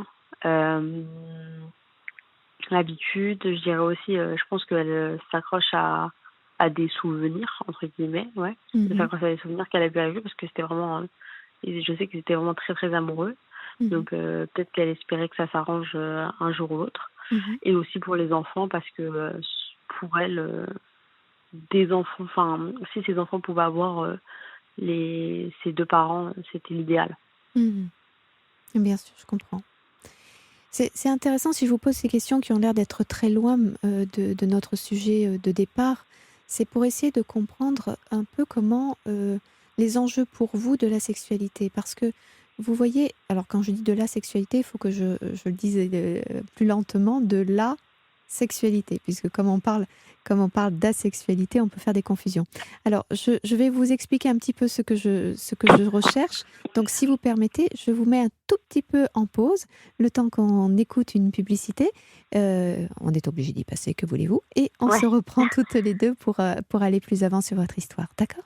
pas de souci. À tout de suite, Marie.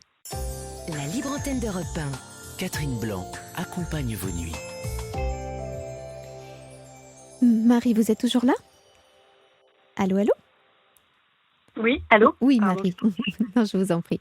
Alors, je profite de reprendre maintenant l'antenne pour vous dire que nous étions pendant notre conversation, nombre de SMS sont arrivés, le sujet justement de l'orientation, qui n'est évidemment pas une maladie, comme le dit Ouais. très justement Théodora. Donc, c'est juste une organisation, ça c'est moi qui le complète, c'est une organisation psychique pour répondre aux enjeux de la relation, pour accueillir les possibles du corps. Bien évidemment que ça n'a rien à voir avec une maladie. Bien sûr. Et ça, c'est important. Donc, il n'est pas question de vous étiqueter de quelque manière que ce soit, et surtout pas sur un terme qui serait un terme de maladie. Qu'est-ce que nous avons également voilà, alors, il y a Lisa qui dit que vous soyez hétéro, bi, lesbienne, asexuelle. Eh bien, vous pouvez explorer vos fantasmes. Et je crois que Lisa, évidemment, n'entend pas que la difficulté, c'est la pulsion sexuelle elle-même. Et donc, les fantasmes ont du mal à pouvoir exister, puisque pour l'instant, vous ne cherchez que des choses qui sont de l'ordre, justement, d'ailleurs, c'est très bien, qui sont de l'ordre du romantique et de la tendresse, et surtout éloignées de la sexualité. Du coup, évidemment, Exact. les fantasmes n'ont pas lieu de vous questionner en ce moment, bien sûr. Et puis, Tony qui nous dit que une personne apprend tous les jours à se connaître et une vie entière ne peut pas suffire pour se connaître. Donc, vivez à fond l'instant présent. Et donc, je rajouterai, merci Tony, et je rajouterai que donc, si l'instant présent, c'est de la tendresse et de la qualité de la relation, eh bien ça, c'est une grande richesse, évidemment. Nous avons également Sophia qui dit qu'il n'y a pas de femmes frigides, il y a des hommes maladroits. Mais encore une fois, là, on n'est pas dans le sujet puisque cet homme est très adroit, puisqu'il a accepté de faire un pacte envers et contre son propre désir pour continuer à préserver une qualité de relation avec vous. Donc voilà. Et puis encore Théodora qui revient sur son clavier et qui dit qu'une femme peut être clitoridienne ou vaginale ou anale ou les trois à la fois et que vous devez apprendre qu'une dame doit apprendre à connaître son corps. Mais encore une fois, nous ne sommes pas encore sur ce sujet, Théodora, puisque la question de la sexualité n'est pas à l'ordre du jour. Voilà, donc pour les petits SMS, merci d'ailleurs à vous auditeurs pour vos réactions. Vous étiez timide sur d'autres sujets, des sujets du deuil qui sont des moments plus difficiles, et le sujet de la sexualité est un sujet qui nous concerne tous et sur lequel nous avons tous à réfléchir parce qu'il n'est pas, il ne coule pas de source contrairement à ce que l'on pourrait penser ou que l'on nous fait croire. Alors revenons à vous, Marie. Oui. Je vous posais des questions un petit peu sur le contexte de votre vie, de votre venue au monde, de la relation parentale, tout simplement parce que nos parents sont les premiers référents de l'idée que nous faisons de l'amour. Et de l'amour, de ses possibles, et de la sexualité qui doivent les concerner, puisque même si les enfants ne sont pas au fait de ce qui se passe dans une chambre à coucher, ils interprètent au travers de la qualité de la relation ce qui peut s'y jouer. Et comme je vous le disais tout à l'heure, la sexualité est un mélange d'élan physiologique, mais sur lequel se juxtapose une lecture de ce que cela va représenter ou risquer ou permettre. Et donc, en l'occurrence, là, ce que vous venez de dire me semble une première piste à explorer, en tout cas que je vous invite à explorer, c'est que finalement, ce que vous m'avez dit, c'est que vos parents se sont aimés depuis l'âge de 16 ans, et ceci longuement, jusqu'au moment où ils ont eu des enfants, à savoir à commencer par vous. Du coup, vous n'avez qu'une lecture du couple parental. C'est un couple en conflit, c'est un papa qui peine à trouver suffisamment sa place pour avoir besoin de la dire très fortement, ouvertement, et de peut-être de façon tyrannique ou excessive, si ce n'est pas tyrannique. Donc ça, c'est la lecture que vous avez, vous, de la relation de vos parents, avec une mère qui arrondit un peu les angles, qui est plutôt douce et chaleureuse à l'égard de ses enfants, mais qui a perdu le lien avec son mari.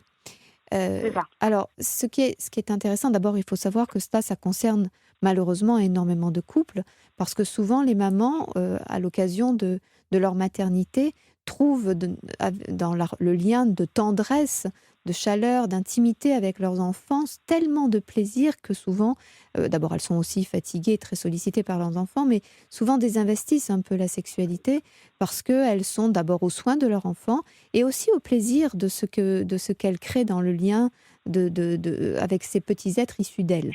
Et ça, c'est assez logique, hein, on le comprendra. Vous m'entendez bien, Marie, parce que votre téléphone... Oui, je vous entends. Oui, d'accord. Donc ça, on peut évidemment très très bien le comprendre. Et souvent d'ailleurs, les papas sont assez perdus et souvent en deviennent agressifs parce qu'ils ont le sentiment d'avoir un peu été éliminés dans l'histoire. C'est ce qui fait souvent leur débordement et leur autorité, comme pour rappeler que ce sont eux les premiers de la liste, eux avant tout, eux qui dirigent. Et c'est souvent ce qui fait du coup une façon tout à fait inappropriée de fonctionner avec leur épouse et par voie de conséquence avec leurs enfants qui deviennent un peu comme des rivaux. Vous voyez ? Oui. Et donc, ce que là, vous me dites, c'est que vous avez l'idée qu'un couple s'entend qu'à la condition de ne pas avoir des enfants. Un couple est heureux et amoureux qu'à la condition de ne pas avoir des enfants. Or, vous voyez ce que vous me disiez, Marie, c'est que vous êtes sans désir sexuel, comme si vous préserviez justement ce qui pourrait donner lieu à des enfants. C'est-à-dire que c'est comme si vous restiez dans quelque chose de totalement asexué, comme une maman avec ses enfants, ou comme le couple parental qui s'est aimé dans leur jeunesse, avant de passer à la construction d'un couple et d'une famille, et donc d'une sexualité pour construire cette famille, qui a amené au chaos de la relation. Ouais.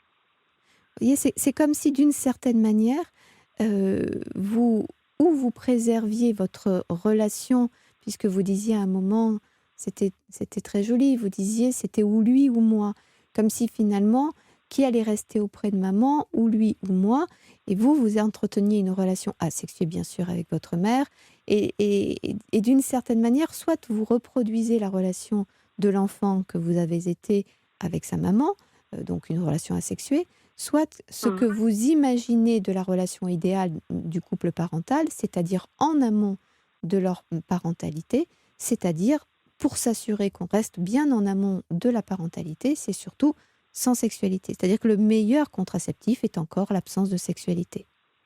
Ouais. Et du coup, votre cycle, il se désorganise parce que justement, le cycle, c'est ce qui est à l'origine, de la fertilité.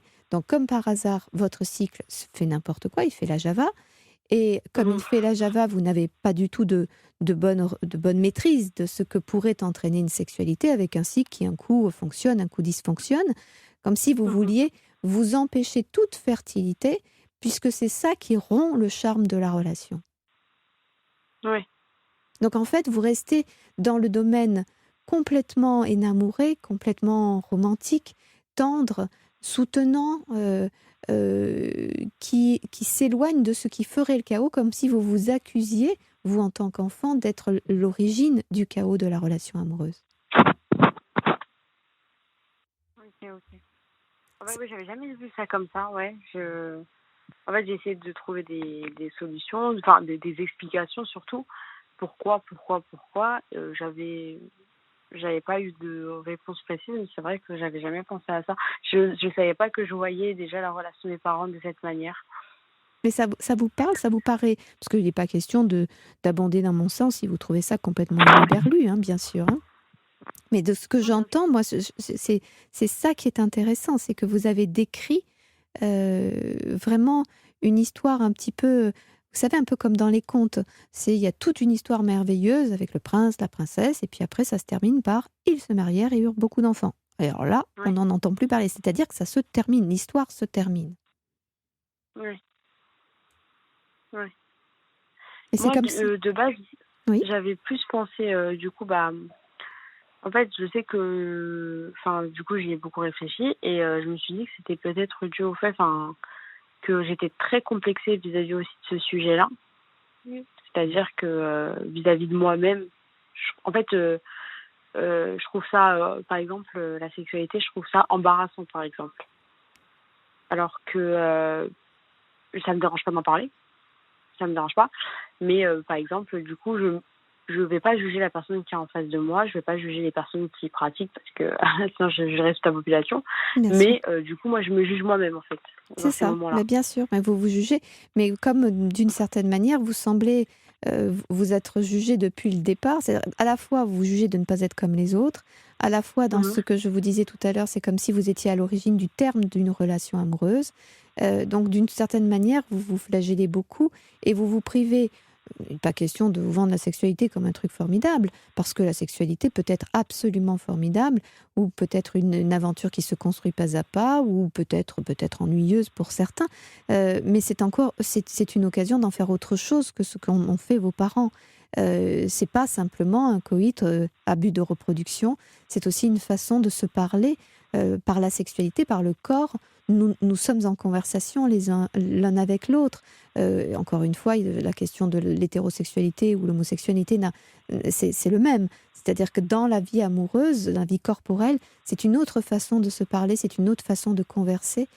C'est découvrir la multitude de vos compétences à rentrer en relation avec l'autre. Or là, c'est un peu comme si vous vouliez protéger ce qui vous paraît être le plus précieux, comme si la sexualité était quelque chose presque j'allais dire, de mécanique, sans feu d'artifice, sans émotion, et qui faisait tout d'un coup réatterrir sur le plancher des vaches avec des marmots dans les pattes et une relation qui s'éteint en quelque sorte. Ouais.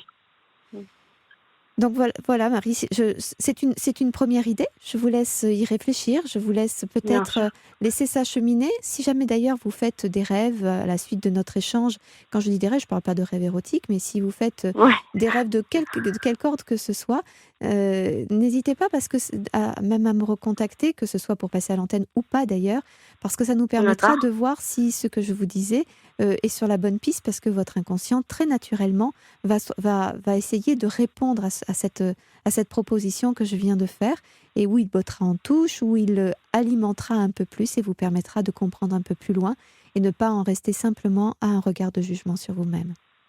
D'accord, ok. Ok, alors je reviendrai vers vous du coup. Je vais bien y réfléchir et je vais voir. Voilà, comme vous le disiez sur la sexualité, ne vous jugez pas. Et ne jugez pas ce que vous venez d'entendre, laissez-le cheminer tranquillement. Si ça n'a pas sa place, ça disparaîtra. Si ça a sa place, ça vous ouvrira des portes. D'accord, nickel. D'accord? Nickel.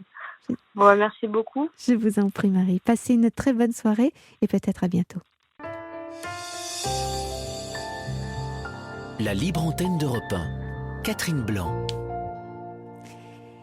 Et nous reprenons maintenant avec une nouvelle auditrice, avec Catherine. Bonsoir Catherine. Oui, bonsoir. Bonsoir Catherine. Oui, on est deux Catherine, c'est très bien. Nous devons être de la même génération, à mon avis. Ah, peut-être, je sais pas. Il y a des grandes périodes de Catherine et donc manifestement nous sommes de la même génération. D'accord. Alors racontez-moi, que se passe-t-il? Dites-moi. Alors c'est pas très grave, c'est une histoire de... J'ai des problèmes parfois avec certaines femmes. Mhm. En fait, je me rends compte que tout d'un coup, je vais me retrouver face à certaines femmes. Donc, je commence à repérer un petit peu le profil, je dirais. Oui. Et je me sens à la fois un peu en concurrence. Je me compare à elle, forcément. Mhm. Et je me trouve toujours, mais carrément inférieure. Ne pas arriver à peine à la cheville de cette personne. Mhm. Que j'envie. Donc à la fois c'est une forme d'admiration. Oui. À la fois c'est une forme de situation qui me bloque parce que j'ose pas faire quoi que ce soit. J'ai à la fois envie d'être appréciée, mais ne pas, ou en tout cas ne pas être désappréciée. Mhm. Je ne sais pas si ça se dit d'ailleurs. On comprend, vous inquiétez pas. D'accord, c'est l'essentiel. Absolument. Et du coup, ça me bloque, je suis pas moi-même, et ça m'énerve. Et donc, je commence à être d'un certain âge, on va dire, puisqu'on est de la même génération. Mhm. Et ça m'arrive encore, hein. De temps en temps, ça m'arrive, je tombe sur quelqu'un et ça va m'arriver encore. Et alors justement, puisque vous me dites avoir un peu repéré le profil de celle qui génère à la fois fascination, rivalité d'une certaine manière, et puis finalement malaise et dénigrement de vous, quel est ce profil? Qu'est-ce que vous avez repéré? Parfois j'ai repéré que ça pouvait être une femme soit assez grande ou à peu près de ma taille, ou avec un poste d'autorité ou je dirais un peu de confiance comme un médecin. D'accord. Qui n'est pas forcément dans l'autorité hiérarchique. Mm-hmm. Mais ça peut être aussi une autorité, une autorité, un chef éventuellement. Mm-hmm. Et c'est souvent des gens que je trouve, au niveau de la voix, une certaine douceur, oui. Mais aussi d'un calme. Il n'y a pas de feu au lac, quoi. C'est toujours imperturbable, toujours bien posé, toujours, ce qui n'est pas du tout mon cas. Et je pense que j'aurais voulu être comme ça, moi. Mm-hmm. Et je me dis, mais alors je suis encore loin de ce que du chemin, quoi, ou de mon objectif. Mm. Et ça me ramène justement à, t'es loin d'être à la hauteur, quoi. Oui, un dénigrement de vous. C'est plutôt négatif. Ouais. Oui. Et alors, ça, c'est quelque chose qui s'est fait jour dans votre vie d'adulte, ou est-ce que c'était déjà dans votre enfance, ce rapport à l'autre et une observation de votre compétence ou incompétence? Alors, dans l'enfance, je me souviens pas trop. Ce dont je me souviens, c'est que j'étais toujours décrite comme la timide. Oui. Mais je me souviens pas je pense que j'ai pas été timide dès mon plus jeune âge. Je pense que c'est apparu un petit peu après, genre, je sais pas, 8-9 ans, un truc comme ça. Et 8-9 ans, pourquoi? C'est une école particulière, une classe particulière? Il y a des événements particuliers à la maison? Il y a des changements de vie? Qu'est-ce qui se passe dans 8-9 ans pour vous? Alors oui, c'est vrai que 8-9 ans, donc j'ai une sœur jumelle, Oui. qui, bien qu'on soit jumelle, est plus elle n'est pas plus en difficulté, si elle est un petit peu plus en difficulté scolaire, et puis surtout, elle est un peu plus fragile, elle est malade, elle demande un peu plus de soins par rapport à ma mère. Mhm. Et vous avez quelle relation avec elle? Donc, vous avez une relation de proximité ou de distance? Alors elle, ma mère ou ma sœur? Votre sœur? Plutôt de proximité, D'accord, on se protège toutes les deux mutuellement. d'accord. Et avec votre maman, quel lien entretenez-vous ou avez-vous entretenu? Euh, ben, à la fois de une forme de proximité quand même. Elle était plutôt accessible, Mhm. mais quelqu'un aussi, alors avec une voix douce justement, je trouvais, et qui, par contre, parfois avait des moments de panique Mhm. qu'elle exprimait dans la voix, alors des trucs tout bêtes, hein, mais euh, euh, là, j'ai pas d'exemple qui me viennent En tête? en tête, mais voilà, c'est un changement de ton qui fait, moi, ce dont je me souviens, c'est que parfois se dire, ça va, il y a pas de quoi paniquer, quoi. Ah Mhm. tiens, voilà, si, bon, non, c'est un exemple moyen, parce que là, moi, j'en ai pas. Bon, votre exemple ne vous plaît pas, d'accord. Non, parce que c'était par rapport aux chiens, mais elle peut avoir peur des chiens, et on voit très bien, par exemple, si, alors, vous voyez un chien qui arrive, mais la queue qui se balance de droite à gauche, on sent, après un vu, il a l'air plutôt gentil, il demande des caresses, et elle va plutôt, ah là là, attention, là il y a un chien, bon voilà, c'est plutôt à l'intention, attention, il faut se méfier des chiens, alors que petite, elle a eu un chien, et elle n'a pas eu de souci avec un chien. Mhm. Je sais pas d'où vient Cette phobie. cette panique, mais Mhm. et alors que moi j'adore les chiens. D'accord. Et pour revenir d'abord, avant de revenir sur votre sœur, vous êtes que deux ou vous avez d'autres frères et sœurs? J'ai également 2 frères Deux, aînés. deux frères aînés, Oui. d'accord. Et avec lesquels vous entretenez quel genre de relation? Alors je dirais par rapport à ce que je peux voir un peu dans mon entourage, que j'entretiens une bonne relation de frère à sœur, Oui. Ils ont... alors qu'avec ma sœur, c'est une relation euh, plus, euh, plus, plus proche, quoi, plus de couple, hein. Oui, d'accord. Plus fusionnel. Écoute, mais j'ai jamais trop su ce que c'était fusionnel, donc Hmm. quoi, ça me donne pas toujours une image. Moi, je disais toujours complice, mais je pense qu'il y a du fusionnel, oui. D'accord. Il y Non, a une mais c'est certaine complicité. peut-être En tout cas, exagéré. maintenant, moi, je trouve qu'on a plutôt une complicité que de la fusion. D'accord. Et alors, quelle est la fragilité de votre sœur? Que lui est-il arrivé ou qu'a-t-elle? Depuis combien de temps? Est-ce depuis la naissance ou est-ce que ça s'est fait en cours de route? Non, elle a une petite malformation cardiaque qui fait que je crois que ça a été repéré assez rapidement, qui fait que l'opération a eu lieu assez tard, ou Oui, assez tard, à 8 ans. d'accord. Et Donc, après, ça s'est très bien passé. d'accord.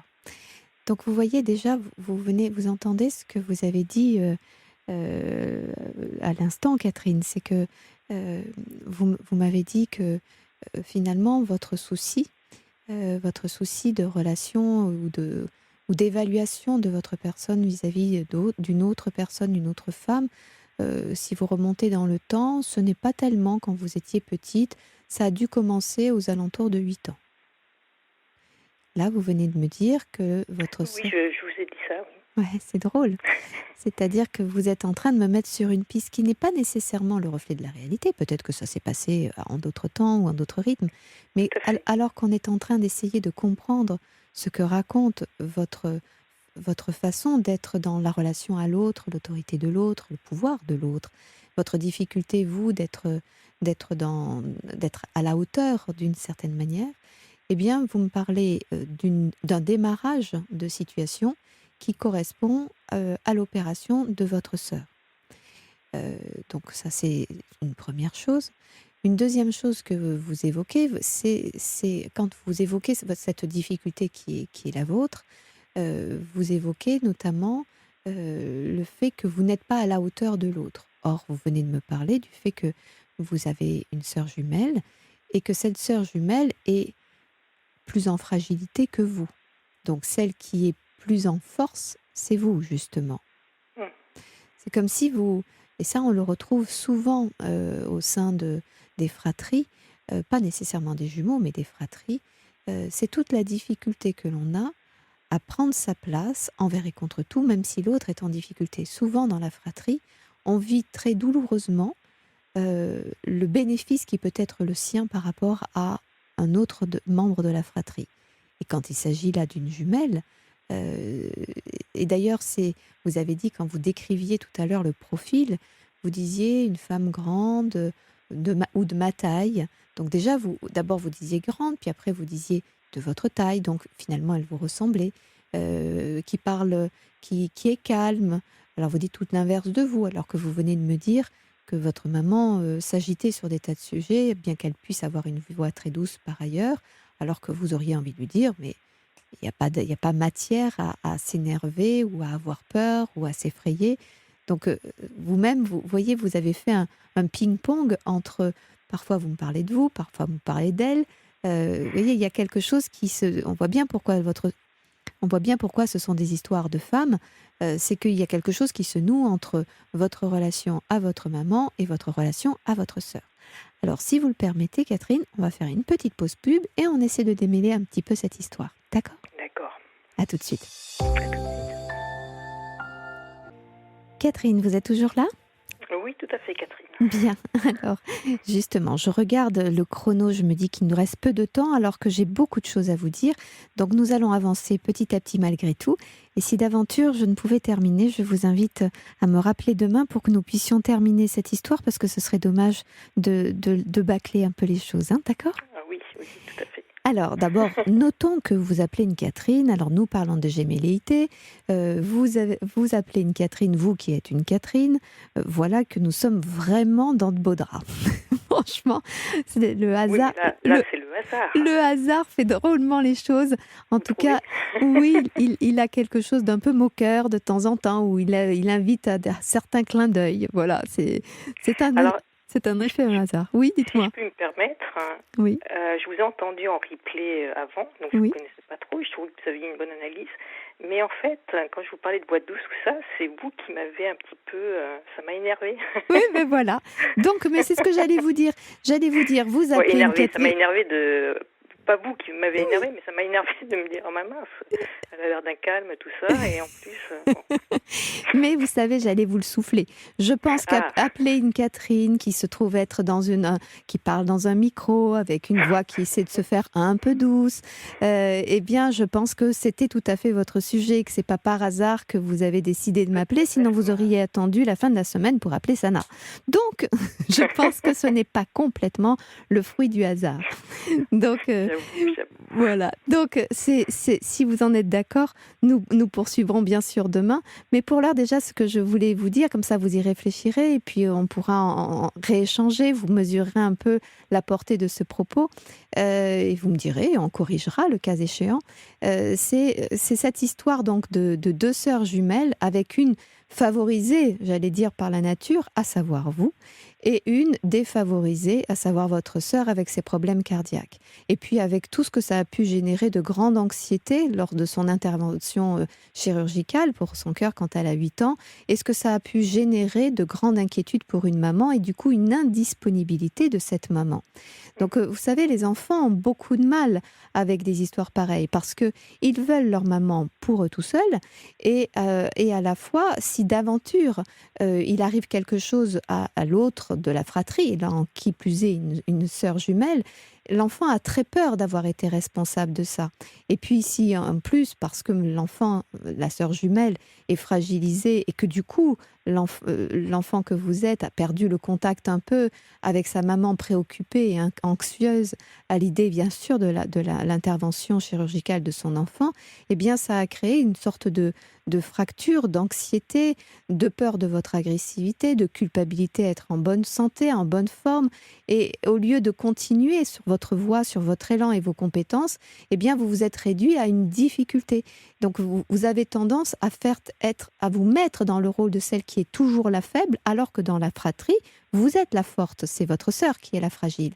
Et quand vous vous retrouvez dans une relation, comme ici avec moi, qui joue le rôle de votre jumelle par mon prénom, eh bien, en fait, vous voyez que vous êtes énervé par moi, qui est l'outrecuidance d'avoir une sorte d'aisance, une tranquillité, etc. Alors que dans l'histoire familiale, c'est bien votre sœur qui pouvait souffrir de ça vis-à-vis de vous, qui aviez un cœur qui fonctionnait bien et une santé qui était de fer. Donc c'est comme si vous vous attribuiez, et depuis toutes ces années, comme si vous vous attribuiez toujours le rôle de la blessée par culpabilité d'être la forte. Et la compétence, parce que vous avez une voix, moi je vous entends, je ne vous vois pas, je vous entends, votre voix est très douce, votre voix est agréable, et comme je vous le disais, on est toutes les deux du même temps, du même prénom, du même désir d'une certaine manière de nos parents de nous avoir nommés ainsi. Alors, je suis désolée puisque maintenant le temps se fait court, donc je vous dis, si vous le voulez bien, à demain pour que nous terminions cela. Ça vous va ? D'accord, oui, avec plaisir. Eh bien alors, à demain, Catherine. Bonsoir. Au revoir. Voilà, la libre antenne se termine, mais nous nous retrouvons sans faute donc demain, à commencer avec Catherine d'ailleurs. Je vous souhaite une jolie nuit et pour cela, toute la tranquillité et la confiance du lâcher-prise. Je vous propose d'ailleurs de contredire pour une fois ce qu'écrivait Joyce et reportons à demain ce que nous n'avons pas pu faire aujourd'hui. Voilà, allez tous au dodo, bonne nuit et à demain.